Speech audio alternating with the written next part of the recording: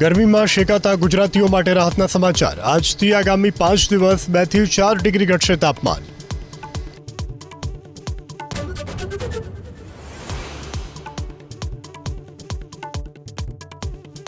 અમદાવાદમાં એસઓજીની મોટી કાર્યવાહી। આરોપી મોન્ટુ નામદારના ભાઈના ઘરે સર્ચ, 2 અરગન અને 1.80 કરોડ કબજે। હાલમાં મોન્ટુ જેલમાં બંધ।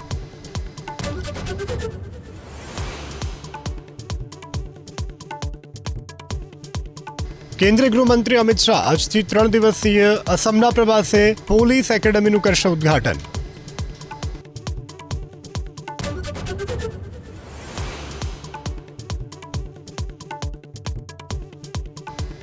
આજે રાજ્યભરમાં રંગોત્સવની ધામધૂમથી ઉજવણી। મંદિરમાં પણ થશે રંગે ચંગે ઉજવણી।